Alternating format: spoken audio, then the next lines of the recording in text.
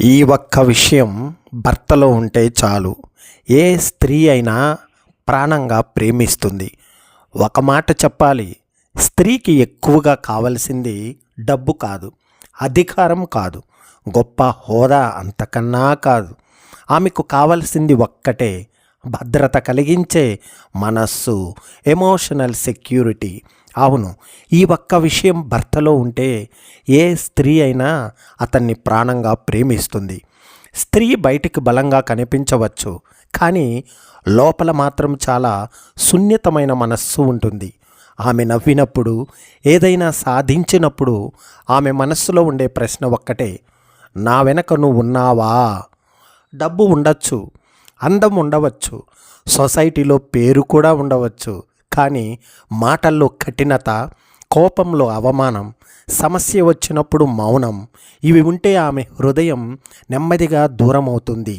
అయితే ఏ స్త్రీ భర్తలో ఏమి చూస్తుందంటే, ఆమె అడగదు కానీ కోరుకుంటుంది.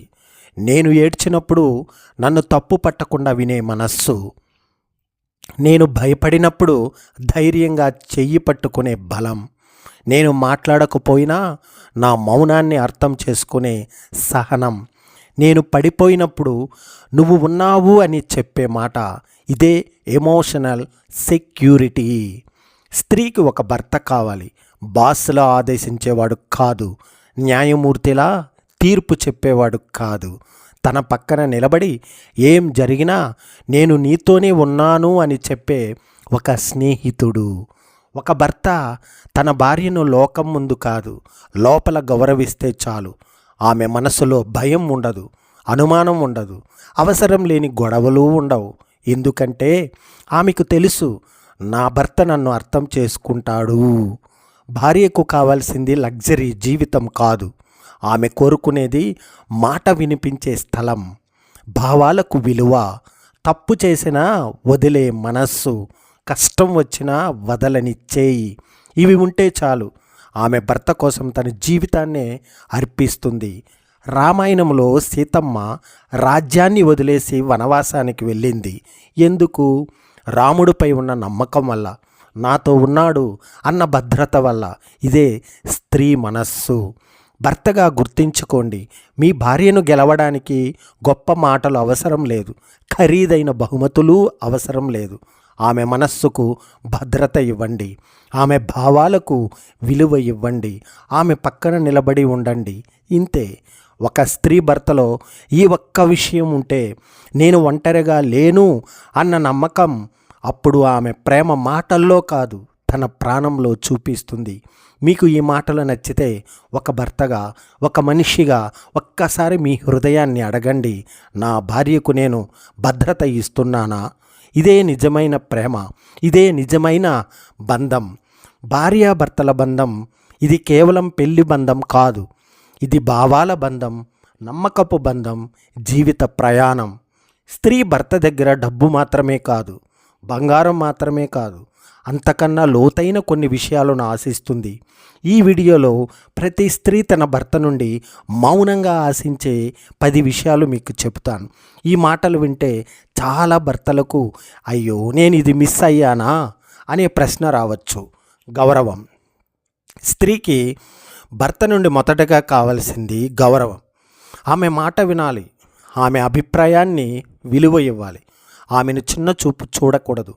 బయట ప్రపంచం ఏమనుకున్నా నా భర్త నన్ను గౌరవిస్తున్నాడు అనే నమ్మకం ఉంటే స్త్రీ బలంగా మారుతుంది. భావోద్వేగ సహాయం. స్త్రీకి ప్రతిరోజు డబ్బు కన్నా ఎక్కువగా ఆశ్రయం కావాలి. ఆమె బాధపడితే సలహా ఇవ్వాల్సిన అవసరం లేదు, వినిపిస్తే చాలు, నేను ఉన్నాను అనే ఒక్క మాట స్త్రీ జీవితాన్నే మార్చేస్తుంది. సమయం. Quality time.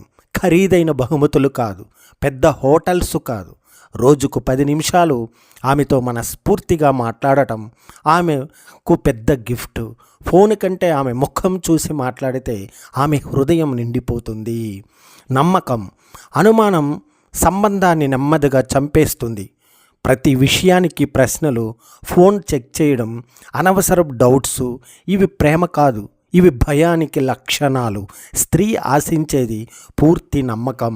భద్రతాభావం. స్త్రీకి భర్త అంటే ఒక రక్షణ గోడ.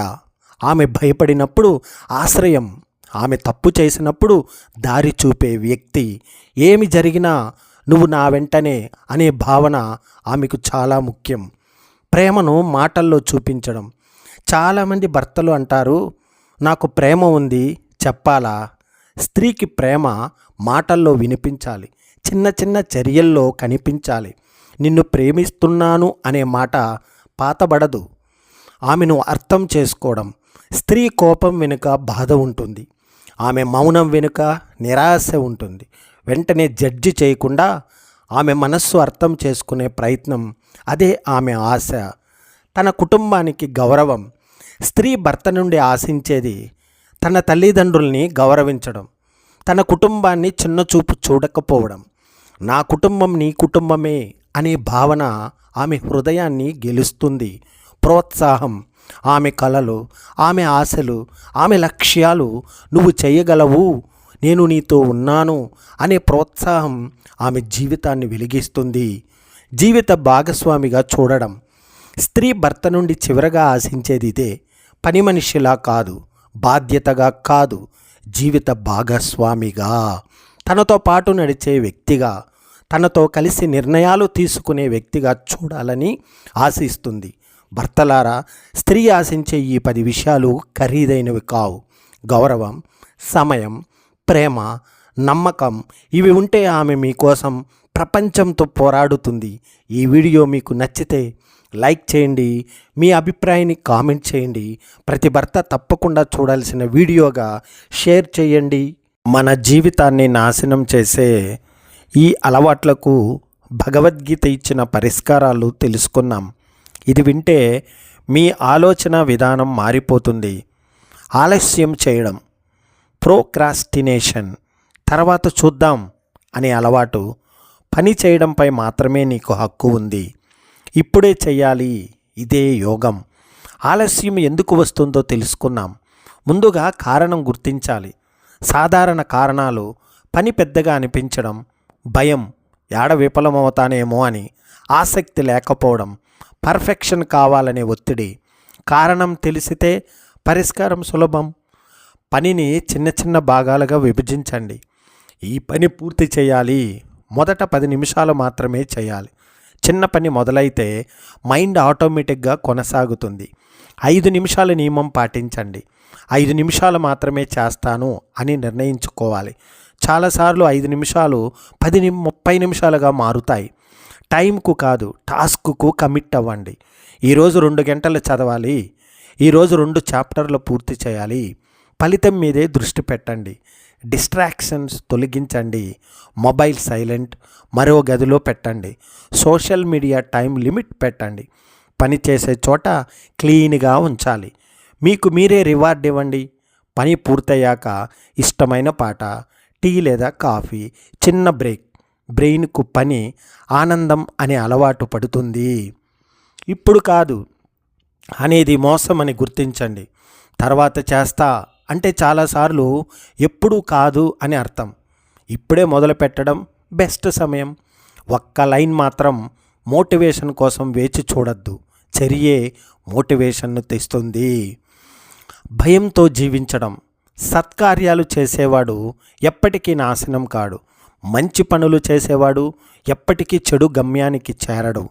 నువ్వు మంచి మార్గంలో నడుస్తున్నావంటే, నిజాయితీగా ప్రయత్నిస్తున్నావంటే, ధర్మాన్ని పాటిస్తున్నావంటే అలాంటి వాడు ఎప్పటికీ నాశనం కాడు. జీవితంలో పూర్తిగా ఓడిపోడు. ఒకవేళ తాత్కాలికంగా కష్టాలు వచ్చినా, విజయం ఆలస్యమైనా ఆ ప్రయత్నం వృధా కాదు. మన జీవితంలో చాలామంది ఇలా అనుకుంటారు, నేను మంచిగా ఉంటేనే నాకు కష్టాలే ఎందుకు వస్తున్నాయి అని. కష్టం రావడం చెడు కాదు, ఆలస్యం పరాజయము కాదు. మంచి పనులు చేసిన ప్రతి ప్రయత్నం ఎక్కడో ఒక చోట తప్పకుండా మంచి ఫలితాన్నే ఇస్తుంది. నిజాయితీగా చదువుతున్న విద్యార్థి, కష్టపడి పని చేస్తున్న ఉద్యోగి, ధర్మంగా జీవిస్తున్న మనిషి, వాళ్ళకి తక్షణ ఫలితం రాకపోయినా వాళ్ళు దుర్గతికి మాత్రం ఎప్పటికీ చేరరు. ఇతరుల అభిప్రాయాల కోసం బ్రతకడం. నీ దారిన నువ్వే నడవాలి. నిజంగా చెప్పాలంటే మన జీవితంలో మనం చేసే అతిపెద్ద తప్పు ఏమిటో తెలుసా? ఇతరులు ఏమనుకుంటారో అనే భయంతో మన నిజమైన జీవితాన్ని వదిలేయడం. చిన్న నిర్ణయం తీసుకోవాలంటే కూడా వాళ్ళేమంటారు, సమాజం ఒప్పుకుంటుందా, నలుగురు నవ్వుతారేమో అని ఆలోచిస్తూ మన హృదయం చెప్పిన మాటను పక్కన పెట్టేస్తాం. కానీ ఒక్క నిజం గుర్తుంచుకోండి, మీ జీవితానికి రిమోట్ కంట్రోల్ ఇతరుల చేతిలో ఉంటే మీ ఆనందం ఎప్పుడూ మీదిగా ఉండదు. ప్రపంచం ఒక్కటే కాదు, ఈరోజు మీరు సరి అనిపిస్తే పొగడ్తల, రేపు మీరు తప్పు చేస్తే అదే వాళ్ళ విమర్శలు. మీరు ఎంత మంచిగా ఉన్నా, ఎంత నిజాయితీగా ఉన్నా, ఎంత కష్టపడినా ఎవరో ఒకరికి మీరు ఎప్పుడూ తప్పుగానే కనిపిస్తారు. అప్పుడు ప్రశ్న ఏమిటంటే, వాళ్ళ కోసం బ్రతకాలా లేదా మీ కలల కోసం బ్రతకాలా? అందుకే ఇతరుల అభిప్రాయాల కోసం బ్రతికేవాడు నిర్ణయాలు తీసుకోలేడు, రిస్క్ తీసుకోలేడు, తన నిజమైన శక్తిని తెలుసుకోలేడు. కానీ తన మనస్సు మాట వింటూ ముందుకెళ్ళినవాడు మొదట ఒంటరిగా నడుస్తాడు, తర్వాత ప్రపంచమే అతని వెనుక నడుస్తుంది. ఇతరుల దారిని పర్ఫెక్ట్గా నడక కంటే మీ దారి కొంచెం తప్పులు ఉన్నా నడవటం మేలని అర్థం. ఇప్పుడే మీకు ఈ ప్రశ్న వేసుకోండి, నేను నిజంగా నా కోసం బ్రతుకుతున్నానా లేదా ఇతరుల అంచనాల కోసం బ్రతుకుతున్నానా? ఒకరోజు మీ జీవితం ముగిసినప్పుడు అక్కడ ఇతరుల అభిప్రాయాలు ఉండవు, మీరు ప్రయత్నించారా లేదా అన్నదే ఉంటుంది. గుర్తుంచుకోండి, ఇతరుల అభిప్రాయం మీ జీవితానికి దిశ కాదు, మీ అంతరాత్మే మీ నిజమైన గైడ్. ఈరోజు నుంచి నిర్ణయం తీసుకోండి, ఇతరుల కోసం కాదు, మీ కలల కోసం, మీ ఆత్మ గౌరవం కోసం, మీ జీవితానికి అర్థం ఇచ్చే దారి కోసం. నలుగురు ఏమనుకుంటారో కాదు, నేను ఎవరో అనే నిజమే చాలా ముఖ్యం. కోపం బుద్ధి నాశనం, జీవితం నాశనం. ఒక్క క్షణం కోపం, ఒక తప్పు మాట, ఒక తప్పు నిర్ణయం, ఇవి సరిపోతాయి ఏళ్ల కష్టాన్ని ఒక్క నిమిషంలో నాశనం చేయడానికి. కోపం అంటే శక్తి కాదు, కోపం అంటే ధైర్యము కాదు, కోపం అంటే బుద్ధి పనిచేయని స్థితి. అర్థం ఏమిటంటే, కోపం వల్ల మనస్సు మబ్బు పడుతుంది, మబ్బు పడిన మనసుతో స్మృతి పోతుంది, స్మృతి పోతే బుద్ధి నాశనం, బుద్ధి నాశనమైతే జీవితమే నాశనము. చాలామంది అంటారు, నాకు కోపం త్వరగా వస్తుంది కానీ మనసులో పెట్టుకోను. కానీ నిజం ఏమిటో తెలుసా? కోపం మనసులో ఉండాల్సిన అవసరం లేదు, ఒక్కసారి బయటకు వస్తే చాలు నష్టం జరిగిపోతుంది. కోపంలో చెప్పిన మాటలు తిరిగి తీసుకోలేం, మళ్ళీ మార్చలేం, కానీ వాటి ఫలితాలు మాత్రం జీవితాంతం వెంటాడతాయి. బలహీనుడు కోపంతో స్పందిస్తాడు, బలమైన వాడు నిశ్శబ్దంగా ఆలోచిస్తాడు. నిజమైన శక్తి అంటే కోపం వచ్చినా దానిపై మీరు నియంత్రణ కలిగి ఉండడం. ఒక్క క్షణం ఆగండి, ఒక లోతైన శ్వాస తీసుకోండి, ఒక్క ప్రశ్న మీరు అడగండి, ఈ కోపం నాకు లాభమా? ఇది నా భవిష్యత్తును నిర్మిస్తుందా? సమాధానం లేదు అయితే అప్పుడే కోపాన్ని వదిలేయండి. జ్ఞాపకం పెట్టుకోండి, కోపం సమస్యకు పరిష్కారం కాదు, కోపం న్యాయానికి ఆయుధం కాదు. శాంతంగా తీసుకున్న నిర్ణయాలే జీవితాన్ని పైకి తీసుకెళతాయి. ఈరోజు ఒక్క నిర్ణయం తీసుకోండి, నా కోపం నా జీవితాన్ని నడపదు, నా బుద్ధే నా జీవితాన్ని నడిపిస్తుంది. పవర్ఫుల్ లాస్ట్ లైన్, కోపాన్ని గెలిస్తే శత్రువును కాదు, మీ భవిష్యత్తును గెలిచినట్టే. ఆసక్తి, పని చెయ్యి కానీ అతుక్కుపోకు. ఈ ప్రపంచంలో చాలామంది రెండు తప్పులు చేస్తారు, ఒకరు పని చేయరు, మరొకరు పని చేస్తారు కానీ దానికి అతుక్కుపోతారు. రెండు ప్రమాదమే. పని చేయడం గొప్ప విషయం, కష్టపడటం అవసరం, కానీ పని మన చేతిలో ఉండాలి. మన మనస్సు పనికి బానిస కాకూడదు. అర్థం ఏమిటంటే, పని చేయడం నీ బాధ్యత, ఫలితం గురించి అతుక్కోవడం నీ బంధనం. చాలామంది ఇలా అంటారు, నేను చాలా కష్టపడుతున్నా కానీ ఫలితం రావట్లేదు. కష్టపడటం తప్పు కాదు, ఫలితం మీద అతుక్కోవడమే అసలైన సమస్య. పని చేస్తూ ఫలితాన్ని మాత్రమే చూస్తే టెన్షన్ పెరుగుతుంది, భయం పెరుగుతుంది, కోపం, నిరాశ పెరుగుతాయి. కానీ పని మీద మాత్రమే దృష్టి పెడితే నాణ్యత పెరుగుతుంది, నైపుణ్యం పెరుగుతుంది, మనసు ప్రశాంతంగా ఉంటుంది. ఒక రైతు గుర్తుంచుకోండి, విత్తనం వేస్తాడు, నీరు పోస్తాడు, శ్రమ పెడతాడు, కానీ రోజు మట్టి తవ్వి మొలక వచ్చిందా అని చూడడు. అతను పని చేస్తాడు, ప్రకృతిపై నమ్మకం ఉంచుతాడు. అతుక్కోవడం అంటే ఏమిటంటే, ఫలితం ఇప్పుడే రావాలి, అదే జరగాలి, జరగకపోతే నేను ఫెయిల్. ఇవన్నీ మన శక్తిని తగ్గిస్తాయి. నిజమైన జ్ఞానం ఏమిటంటే పని చెయ్యి, పూర్తి శక్తితో ఫలితాన్ని వదిలేయి, పూర్తి విశ్వాసంతో. ఈరోజు ఒక నిర్ణయం తీసుకోండి. పని వల్ల ఒత్తిడి కాదు, ఫలితం వల్ల భయం కాదు. పని వల్ల ఎదుగుదల, నమ్మకం వల్ల శాంతి. పని చెయ్యి, కానీ ఫలితానికి బానిస కావద్దు. అతుక్కుపోతే జీవితం స్వేచ్ఛగా మారుతుంది. ఇక అసూయ లేని వాడే నిజమైన యోగి. ఈ ప్రపంచంలో మనిషిని లోపల నుంచి తినేసే అత్యంత ప్రమాదకరమైన విషం ఏమిటో తెలుసా? అసూయ.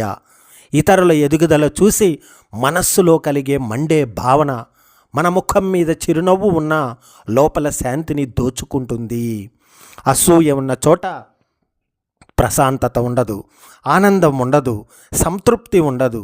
అసూయ అంటే ఇతరుల విజయాన్ని చూసి బాధపడటం మాత్రమే కాదు, మన విజయాన్ని మనమే చిన్నదిగా కూడా భావించడం. ఎవరి పట్ల ద్వేషం లేకుండా అందరికీ మైత్రి, కరుణ కలిగిన వాడే నిజమైన యోగి. ఇతరుడి విజయం మన ఓటమి కాదు, ఇతరుల వెలుగు మన వెలుగును తగ్గించదు. సూర్యుడు ఉదయించిన చంద్రుడు విలువ కోల్పోడు. అసూయ మనకు ఏమి చేస్తుంది? మన దృష్టిని దారి తప్పిస్తుంది, మన శక్తిని కాల్చేస్తుంది, మన ఎదుగుదలను ఆలస్యం చేస్తుంది. కానీ అసూయ లేని మనస్సు నేర్చుకుంటుంది, ఎదుగుతుంది, ప్రశాంతంగా ఉంటుంది. ఇతరులను చూసి మండిపోవడం కాదు, చూసి నేర్చుకోవాలి, చూసి ప్రేరణ పొందాలి. వాళ్ళు చేయగలిగితే నేను కూడా చేయగలను అనే ఆలోచన, యోగ దృష్టి. నిజమైన యోగి అంటే అరణ్యంలో కూర్చున్నవాడు కాదు, పర్వతాల్లో ధ్యానం చేసినవాడు కాదు. ఈ పోటీ ప్రపంచంలో అసూయ లేకుండా జీవించగలిగిన వాడే నిజమైన యోగి. ఈరోజు నుంచి ఒక నిర్ణయం తీసుకోండి. ఇతరుల విజయాన్ని చూసి బాధపడను, పోల్చుకోవడం మానేస్తాను, నేర్చుకుంటాను, నా ప్రయాణంపై దృష్టి పెడతాను. ఇతరుల విజయాన్ని ఆనందంగా సెలబ్రేట్ చేయగలిగిన రోజే నీవు నిజమైన యోగిగా మారిన రోజు. నెగటివ్ ఆలోచనలు నిన్ను నీవే పైకి తీసుకెళ్ళాలి. ఈ జీవితంలో ఒక నిజం స్పష్టంగా తెలుసుకోండి. నిన్ను పైకి తీసుకెళ్లే బాధ్యత నీది తప్ప మరెవరిది కాదు. ఎవరు వచ్చి నీ జీవితం మార్చరు, ఎవరు వచ్చి నీ బాధ్యత మోసుకోరు. నీ పరిస్థితి మారాలి అంటే నీవే మారాలి. చాలామంది ఎదురు చూస్తుంటారు, అవకాశం వస్తుంది, ఎవరైనా సహాయం చేస్తారు, ఒకరోజు టైం మారుతుంది. కానీ నిజం ఏమిటంటే టైం కాదు మారాల్సింది, నీవే మారాల్సింది. నీ పరిస్థితులకు నీవే కారణం కాకపోయినా వాటిని మార్చే శక్తి నీ చేతిలోనే ఉంటుంది. నీ జీవితాన్ని ఎవరైనా లిఫ్ట్ చేస్తారా అనుకుంటున్నావా? లేదు, ఇది లిఫ్ట్ కాదు, ఇది మెట్లు. మెట్టు మెట్టు ఎక్కాల్సిందే. నిన్ను కిందికి లాగేది ఎవరో కాదు, నీ భయం, నీ ఆలస్యం, నీ నెగటివ్ ఆలోచనలు. అవి దాటితే నిన్ను ఆపేది ఎవ్వరూ ఉండరు. నీ మీద నమ్మకం పెట్టుకో, నీ కష్టంపై గర్వపడు, నీ ప్రయాణాన్ని తక్కువగా చూడకు. నీవు ఈరోజు చిన్న అడుగు వేస్తే రేపు అది పెద్ద విజయం అవుతుంది. నిన్ను నీవే పైకి తీసుకెళ్ళాలి, నిన్ను నీవే కిందికి పడేయకూడదు. ఈరోజు నుంచి నిర్ణయం తీసుకో. ఇతరుల మీద ఆశ పెట్టుకోను, అదృష్టం కోసం వేచి చూడను, నా మీద నేను పని చేస్తాను, నా జీవితానికి నేనే నాయకుడిని, రక్షకుడిని ఎదురు చూడకు. నీవే నీ జీవితానికి రక్షకుడివి. నియంత్రణ లేని కోరికలు, కామం, క్రోధం, లోభం, ఇవే నరక ద్వారాలు. మనిషిని లోపల నుంచి కూల్చే 3 నిశ్శబ్ద శత్రువులు ఉన్నాయి. అవి కామం, క్రోధం, లోభం. వీళ్ళు బయట శత్రువులు కాదు, మన ఆలోచనల్లోనే పుడతారు. మన నిర్ణయాలని విషపూరితం చేస్తారు, చివరికి మన జీవితాన్ని దారి తప్పిస్తారు. కామం అంటే అతి కోరిక. కలలు ఉండాలి, కోరికలు ఉండాలి, కానీ అతి కోరిక శాంతిని దోచుకుంటుంది, బుద్ధిని అందం చేస్తుంది. అతి కోరిక ఉన్న చోట సంతృప్తి ఉండదు, ప్రశాంతత ఉండదు. ఇక క్రోధం అంటే కోపం. కోపం వచ్చిందంటే బుద్ధి సెలవు తీసుకుంటుంది. కోపంలో తీసుకునే నిర్ణయం ఒక్క నిమిషంలో ఏళ్ల కష్టాన్ని నాశనం చేస్తుంది. కోపం ధైర్యం కాదు, కోపం బలహీనత. లోభం అతి ఆశ, సంపాదించాలి, ఎదగాలి. కానీ అతి లోభం నైతికతను చంపుతుంది, నిద్రను దోచుకుంటుంది, చివరికి గౌరవాన్ని కూడా తీసుకుపోతుంది. కామం, క్రోధం, లోభం ఇవే మనిషిని నాశనం చేసే నరక ద్వారాలు. కానీ గుర్తుంచుకోండి, వీటిని జయించినవాడు ఎవరిని కాదు, తననే గెలిచినవాడు. కామాన్ని నియంత్రిస్తే దృష్టి పెరుగుతుంది, క్రోధాన్ని నియంత్రిస్తే బుద్ధి పెరుగుతుంది, లోభాన్ని నియంత్రిస్తే గౌరవం పెరుగుతుంది. ఇవే నిజమైన విజయ లక్షణాలు. ఈరోజు ఒక నిర్ణయం తీసుకోండి. అతి కోరికలకు బానిస కాకూడదు, కోపానికి బానిస కాకూడదు, లోభానికి బానిస కాకూడదు అని. వివేకానికి బానిస అవుదాం, విలువలకు బానిస అవుదాం. శత్రువులు బయట లేరు, నీ లోపలే ఉన్నారు. వాళ్ళను జయించిన రోజే నీవు నిజంగా విజేతవు. ఇక డిసిప్లైన్ లేకపోవడం అర్థం ఏమిటంటే పనిలో నైపుణ్యం, పనిలో క్రమశిక్షణ, పనిలో ఏకాగ్రత. ఇవే యోగం. చాలామంది అనుకుంటారు యోగం అంటే ధ్యానం చేయడం, అరణ్యంలో కూర్చోవడం, కళ్ళు మూసుకొని శ్వాసను లెక్క పెట్టడం అని. కానీ నిజమైన యోగం ఏమిటో తెలుసా? ప్రతిరోజు నీ జీవితాన్ని క్రమశిక్షణతో నడపగలగడం. టాలెంట్ అందరికీ ఉంటుంది, అవకాశాలు చాలామందికి వస్తాయి. కానీ క్రమశిక్షణ ఉన్నవాడే ఎప్పుడు పైకి వెళ్తాడు. ఒకరోజు చేసిన కష్టం జీవితాన్ని మార్చదు. ప్రతిరోజు చేసే చిన్న క్రమశిక్షణే భవిష్యత్తును నిర్మిస్తుంది. క్రమశిక్షణ అంటే స్వేచ్ఛను కోల్పోవడం కాదు, ఆనందాన్ని వదిలేయడము కాదు, అస్తవ్యస్త జీవితానికి ఒక దారి చూపించడం. ఈవేళ నువ్వు అలసత్వంగా ఉన్నా, నీ అలవాట్లు క్రమశిక్షణగా ఉంటే నీ భవిష్యత్తు తప్పకుండా బలంగా ఉంటుంది. అలవాట్లు మారితే ఆలోచనలు మారుతాయి, ఆలోచనలు మారితే నిర్ణయాలు మారుతాయి, నిర్ణయాలు మారితే జీవితం మారుతుంది.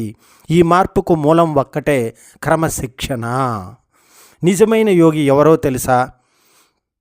భావాలపై నియంత్రణ ఉన్నవాడు, సమయాన్ని గౌరవించేవాడు, చేయాల్సిన పని చేయగలిగినవాడు. అతను ధ్యానం చేయకపోయినా అతని జీవితం యోగమే. ఈ రోజు నుంచి ఒక నిర్ణయం తీసుకో. మోటివేషన్ కోసం వేచి చూడకు, మూడ్ బాగుండే వరకు ఆగకు. క్రమశిక్షణతో మొదలుపెట్టు. ప్రతిరోజు ముందుకు కదులు. క్రమశిక్షణ లేకుండా యోగం లేదు. క్రమశిక్షణే నిజమైన యోగము. తప్పును అంగీకరించకపోవడం. జ్ఞానం అహంకారాన్ని కరిగిస్తుంది. ఈ ప్రపంచంలో నిజంగా ప్రమాదకరమైనది అజ్ఞానం కాదు, తప్పు చేస్తున్నానని తెలిసినా అంగీకరించలేని అహంకారం. అహంకారం ఉన్న చోట నేర్చుకోవడం ఆగిపోతుంది, ఎదుగుదల ఆగిపోతుంది, సంబంధాలు చెడిపోతాయి. నిజమైన జ్ఞానం అంటే ఏమిటో తెలుసా? నాకన్నీ తెలుసు అనుకోవడం కాదు, నాకు ఇంకా నేర్చుకోవాల్సింది ఉంది అని అంగీకరించగలగడం. జ్ఞానం ఎంత పెరిగితే అహంకారం అంత కరుగుతుంది. తప్పును అంగీకరించడం బలహీనత కాదు తెలుసా? తప్పు ఒప్పుకోరు, సలహా వినరు, మారడానికి సిద్ధంగా ఉండరు. అహంకారం గోడలా నిలబడి జ్ఞానం లోపలికి రాకుండా చేస్తుంది. అహంకారం లేకపోవడం, అబద్ధపు గొప్పలు చెప్పకపోవడం, ఇవే నిజమైన జ్ఞాన లక్షణాలు. నిజంగా తెలివైనవాడు ఎవరో తెలుసా? ఇది నా తప్పు అని చెప్పగలిగినవాడు, నాకు తెలియదు అని చెప్పగలిగినవాడు, నేను మారాలి అని నిర్ణయించుకున్నవాడు. ఈరోజు ఒక ప్రశ్న నీకు నీవే అడుగు. నేను నిజంగా జ్ఞానాన్ని కోరుకుంటున్నానా, లేదా నా అహంకారాన్ని కాపాడుకుంటున్నానా? గుర్తించుకోండి, తప్పు ఒప్పుకోకపోవడం జ్ఞానం లేని అహంకారం, తప్పు ఒప్పుకోవడం జ్ఞానం మొదలయ్యే స్థానం. అహంకారాన్ని కాపాడుకుంటే సత్యాన్ని కోల్పోతాం, సత్యాన్ని అంగీకరిస్తే మనమే ఎదుగుతాము. ఇక ఆత్మవిశ్వాసం లేకపోవడం. నీకంటే గొప్ప స్నేహితుడు లేడు. ఈ జీవితంలో నిజం చెప్పాలంటే మనల్ని చివరి వరకు వదలని వ్యక్తి ఎవరో తెలుసా? నీవే.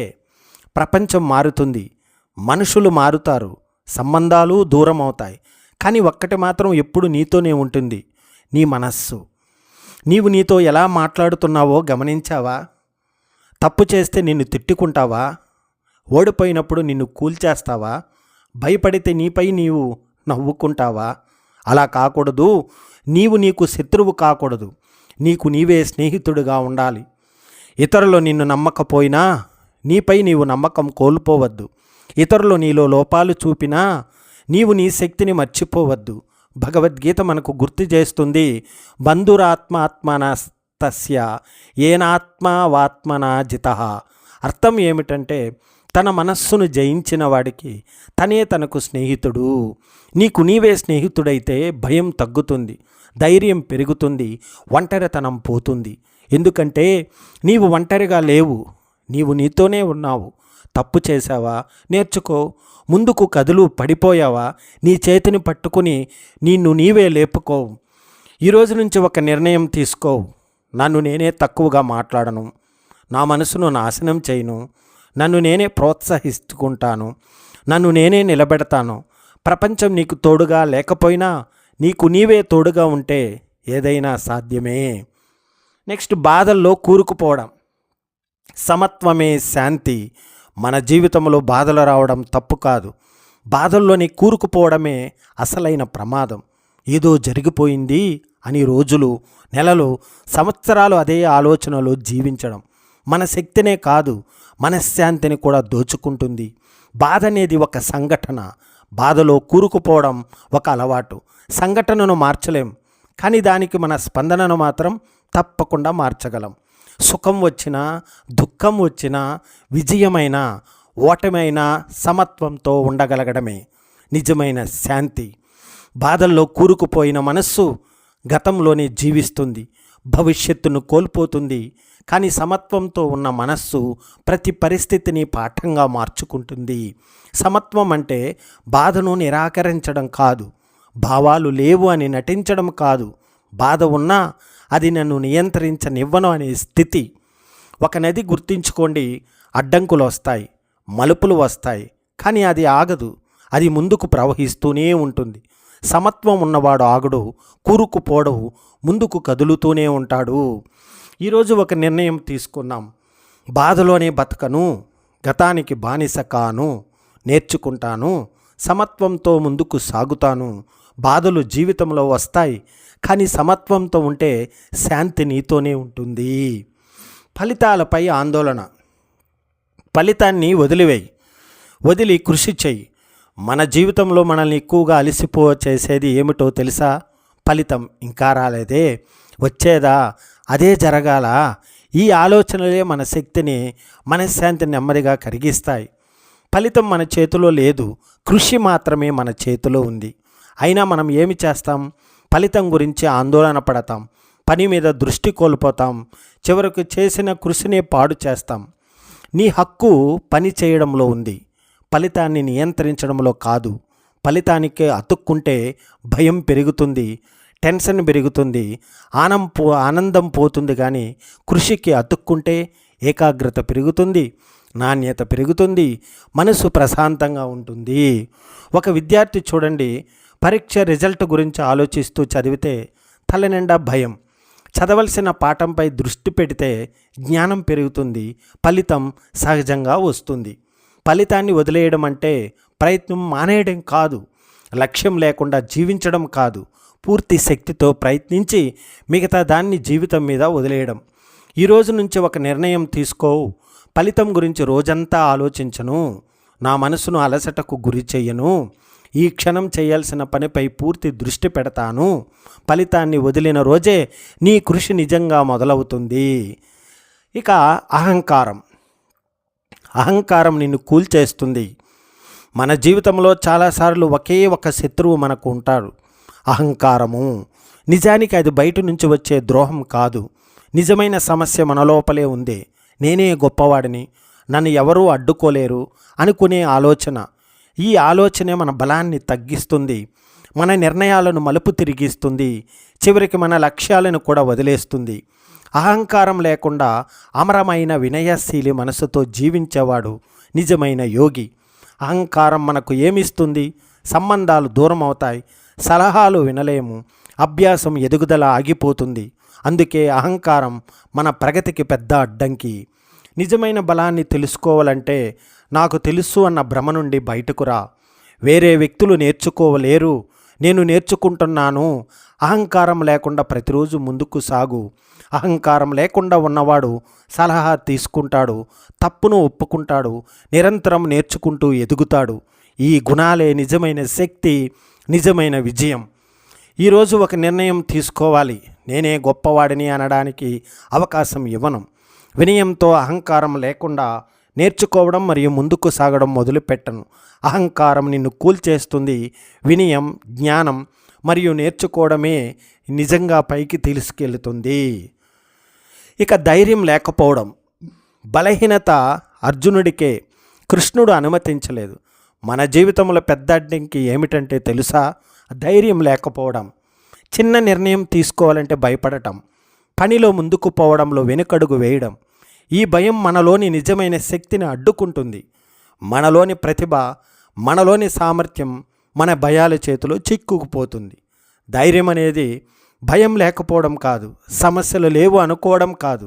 ధైర్యం అంటే సమస్యలన్నింటినీ ఎదుర్కొని చిరునవ్వుతో ముందుకు కదలడం. భగవద్గీత మనకు స్పష్టంగా చెబుతుంది, సహజమేవ విజయాత్మక సాహస. అర్థం, ధైర్యంతో పనిచేస్తే మన ప్రయత్నం విజయానికి దారితీస్తుంది. ధైర్యం లేకపోవడం వల్ల మనం చేస్తాం, అవకాశాలను వదిలేస్తాం, మన కలలను పక్కన పెట్టేస్తాం, మన స్వంత సామర్థ్యాన్ని అంగీకరించలేం. కానీ ధైర్యం ఉంటే ప్రతి ప్రయత్నం నేర్పిస్తుంది, ప్రతి తప్పు బలాన్ని ఇస్తుంది, ప్రతిరోజు మన లక్ష్యానికి దగ్గరగా తీసుకెళ్తుంది. ఒక సత్యాన్ని గుర్తుంచుకో, భయం అనేది మనలోని శత్రువు, ధైర్యం అనేది మనలోని నాయకుడు. నిన్ను నీవే ఆపలేని స్థితిలోకి తీసుకెళ్లేదే ధైర్యం. ఈరోజు ఒక నిర్ణయం తీసుకుందాం, భయానికి దారి ఇవ్వను, ధైర్యంతో ప్రతి ప్రయత్నంలో ముందుకు సాగుతాను. భయం వదిలేసి ధైర్యాన్ని ఆహ్వానించు. అప్పుడే నీ జీవితంలో నిజమైన విజయానికి తల మునుపు అవుతుంది.